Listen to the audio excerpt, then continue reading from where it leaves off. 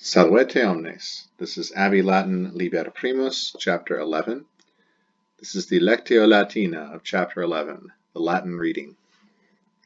Once again, continuing our Oscar-winning tale of Aeneas and Friends. So we're wrapping up the end of the Aeneid, as told by Virgil. Adapted, of course. So last time we left, we had the backstory as to how Turnus got so mad, consumed by such rage, that he made war upon the Trojans, who have just landed in Latium, in Latium. Well, it was the goddess Juno, who hated the Trojans. She was sent the Furia Lectio to go drive Turnus mad with lust for war. And so Turnus, with his Italian allies, made war upon Aeneas.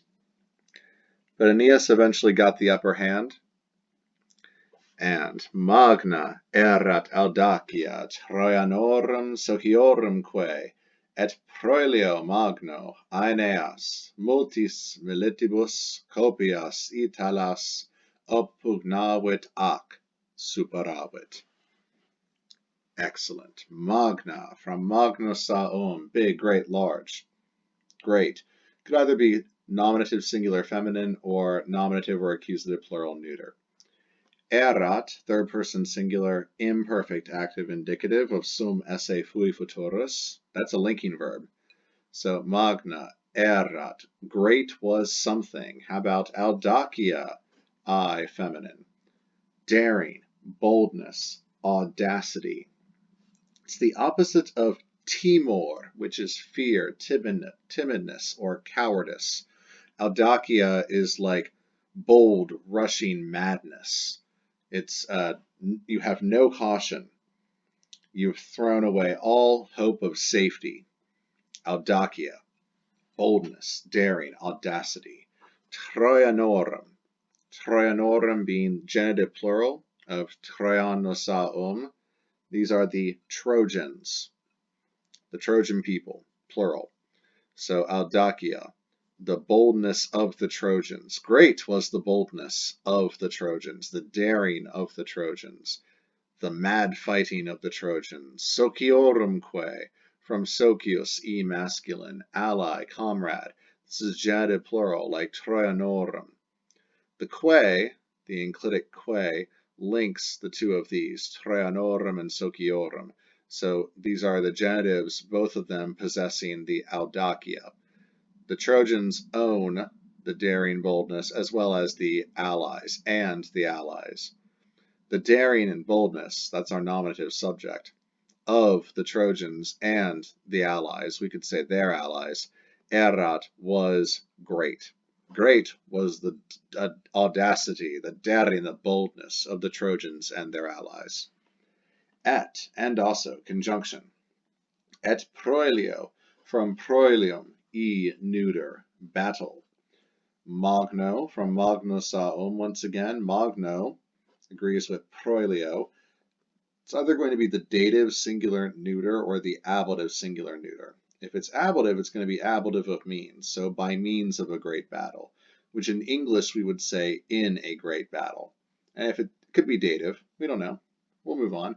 Aeneas, so Aeneas. That's going to be the nominative of his name. It's a Greek name.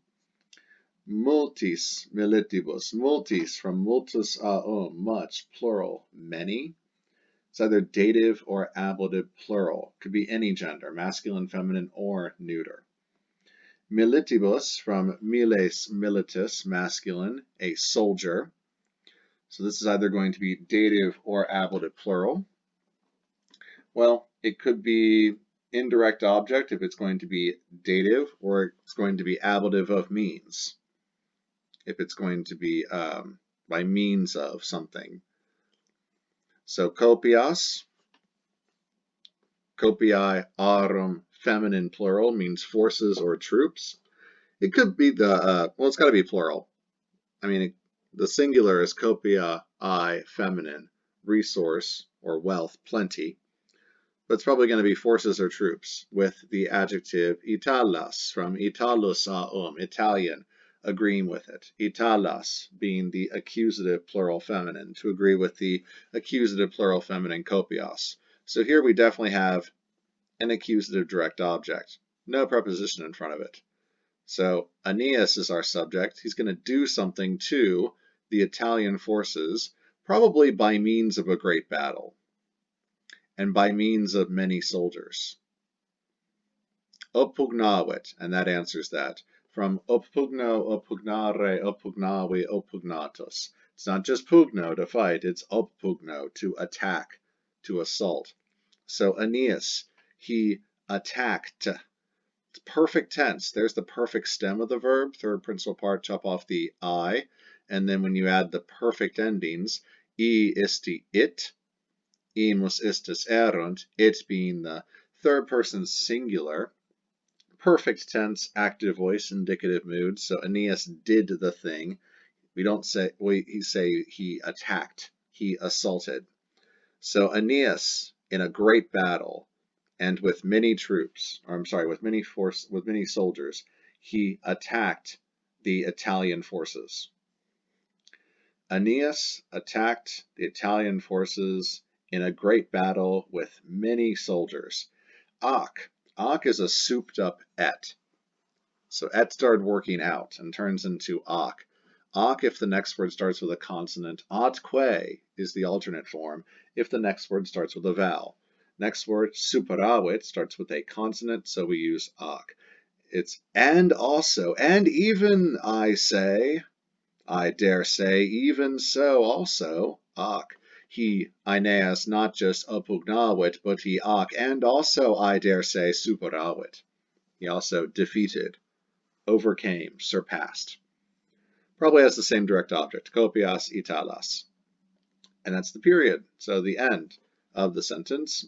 Magna erat audacia, altogether. Great was the audacity of the Trojans and their allies. And in a great battle, Aeneas Aeneas attacked the Italian forces with many soldiers, and then he defeated them. Dun dun dun. Postproliam contra turnum Aeneas pugnavit, et certamine magno vulnus terno dedit mortiferum. So post, preposition, meaning after or behind. After and spatially, behind, after temporally, behind spatially. Wow, that was cute. Proilium, that's going to be proilium e neuter, a battle. Post proilium, so post takes the accusative case. So after the battle. And what about behind the battle? Yeah, it could be behind where the battle's taking place, spatially, or after the battle, temporally. We don't know yet. Contra, preposition meaning against, takes the accusative case. Turnum, from turnus e neuter, proper name, so the name Turnus. Turnum is going to be the accusative. Going to be accusative because of the preposition contra. So after the battle, or behind the battle, probably going to be after, against Turnus, Aeneas. Here's our subject because he's in the nominative case and Turnus is in the accusative case, therefore the direct object, and pugnavit, or not the direct object, the object of this preposition, and then pugnavit. So the subject does the verb, pugnavit. He, pugno, pugnare, pugnavi, pugnatus is to fight. Pugnat would be he fights, but pugnavit with the perfect stem, pugnav plus it, perfect tense. We don't say fighted, but we do say he fought. So Aeneas fought against Turnus after the battle. After the battle, Aeneas fought against Turnus. Against Turnus, Aeneas fought. Engaged in combat. Aeneas engaged in combat against Turnus. And certamine magno, certamen is neuter, is a contest, a struggle. I guess you could even say a duel. Cartamine, it's a third declension neuter. So cartamen, cartamenis, is, third declension, and it's neuter. So the nominative is cartamen, and the genitive is cartamenis. The accusative will also be cartamen, because it has to be the same as the nominative. So cartamen, cartamen, cartamenis, cartamini, cartamen, cartamine, cartamina, cartaminum, cartaminibus, cartamina, cartaminibus. Cool. So this is the ablative, cartamine. Ablative singular neuter, no preposition in front of it. Probably going to be ablative of means. Probably going to be like proelio magno up here. Cartamine magno. Magno sa great big large, agreeing with cartamine, ablative singular neuter. In a great contest, by means of a great contest, a great duel, a vulnus, vulneris neuter, a wound, another third declension neuter. Its endings like cartamen will be blank is e, same as nominative a ibus a ibus. So vulnus being its nominative, that could also be its accusative direct object form. So it's either the subject, the wound did something, or something did a wound, did something to the direct object wound. Turno is going to be the dative or ablative of turnus e masculine. And then dedit, third person singular, perfect tense of do, dare, dedi, datus. It's active voice and indicative mood. So not he gived, but he gave. There's the perfect stem dead, and then the ending it. He did it. First he pugnavit et dedit. Then he gave. What did he give? What did Aeneas give? The accusative direct object vulnus.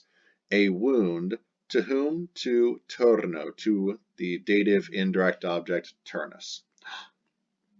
Wow. In a great contest, he gave a wound to Turnus.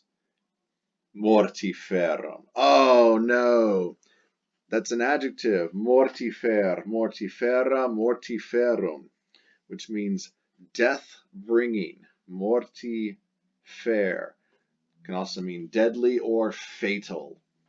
So it's describing, because it looks neuter, mortiferum, it could be because you know how to decline adjectives like miser, misera, miserum. This is the same thing, so mortifer, mortifera, mortiferum. Provided you have the dictionary entry, you should be able to decline a lot of these things on your own. So the stem is mortifer, and you have the So accusative singular masculine, or it could be nominative or accusative singular neuter. Well, it agrees with vulnus, which is accusative singular neuter.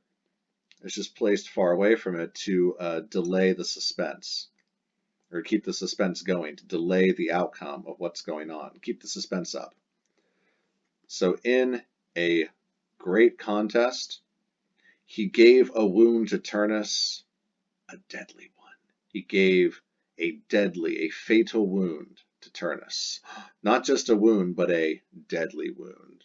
We delay mortiferum to build suspense, and also to shock a little bit at the end. He's been wounded! Oh no! And, oh, it turned out to be a fatal one. And we have this painting right here by Luca Giordano, Aenea vince Turno. Aeneas conquers, defeats, wins over Turnus. So here we have Aeneas, poor Turnus down here.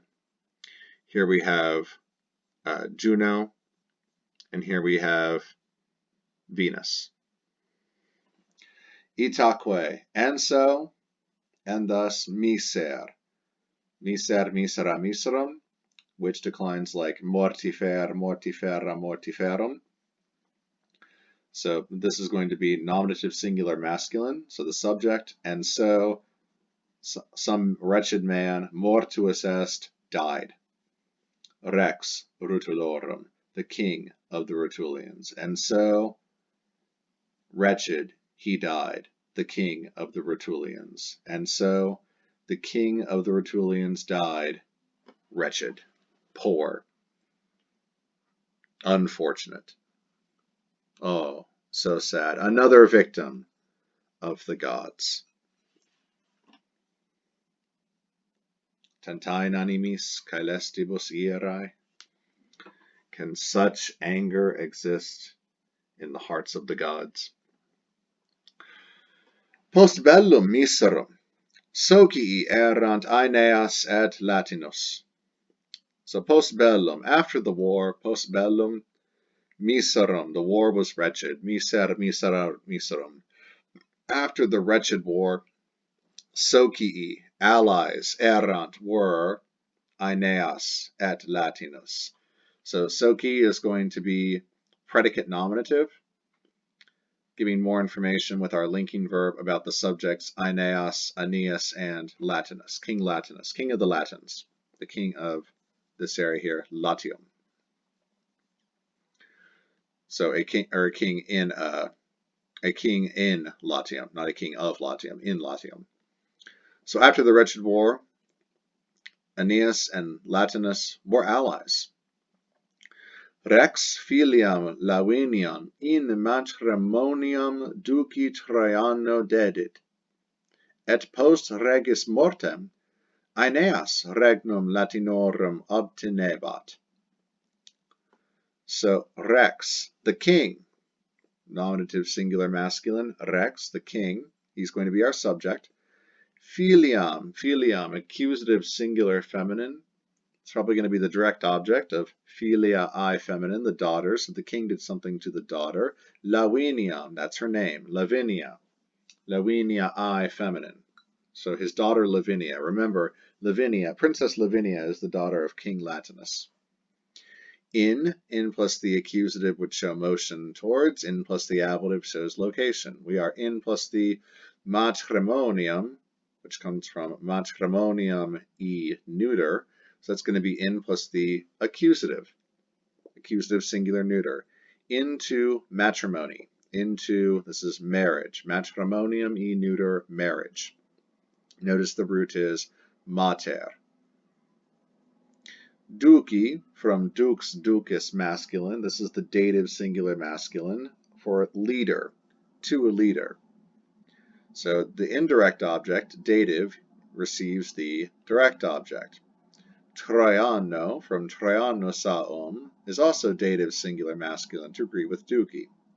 And then we have our verb dedit, from do dare dedi datus. It's got the perfect stem dead plus the it ending.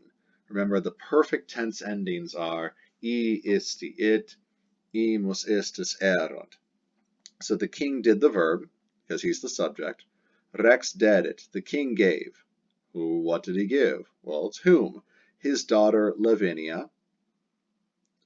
Duci Traiano, to the Trojan leader, that would be Aeneas, in matrimonium, in marriage, into matrimony.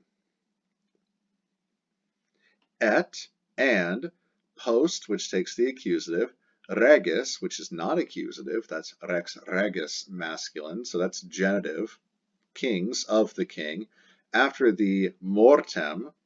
Okay, you don't know this noun yet, but if you looked it up in the dictionary, mors mortis feminine, it's a third declension feminine. It's kind of a special third declension, which you'll learn in the next chapter, but this is the accusative, means death.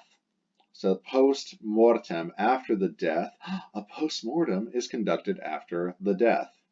After the death of, genitive of the king, after the king's death, meaning Latinus's death, Aeneas, our subject here, regnum e neuter, kingdom, kingship, can also mean throne or crown. The objects pertaining to a king, a rex regis, you can see the root reg. This has to be the accusative direct object because Aeneas has to be the subject. So Aeneas did something to the regnum. Latinorum, genitive plural of the Latini, Latinorum, the Latins, the kingdom, the throne, the crown of the Latins. Obtenebat. So Aeneas was, this verb you don't know yet, but you know it's third person singular, you know it's imperfect. used with regnum means to hold the kingdom, hold the kingship. We could also translate it as to sit on the throne, to wear the purple, because purple is a color that is associated with royalty, or we could say wear a crown. So Aeneas was wearing the crown of the Latins. He was sitting on the throne of the Latins. After the death of the king, Aeneas was sitting on the throne of the Latins. Bonus erat rex et populo gratus. Bonus erat, bonus good, erat was the rex king, predicate nominative, linking verb subject, et populo gratus, and he was welcome to the people.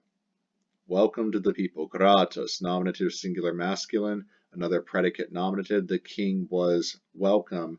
Takes a dative. Welcome to populo, to the people. The people liked him.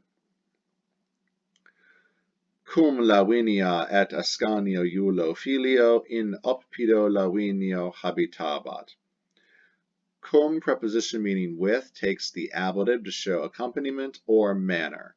Lavinia, that's the name of his wife, Lavinia I feminine, so probably accompaniment. With Lavinia, the princess Lavinia, et Ascanio Iulo, this is his filius e masculine, his son Ascanius Iulus.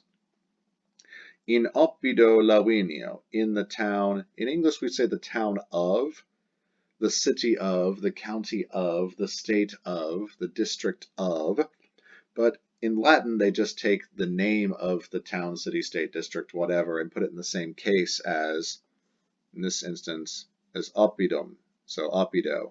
This is ablative, in plus the ablative location, in oppido, and the ablative of Lavinium is Lavinio.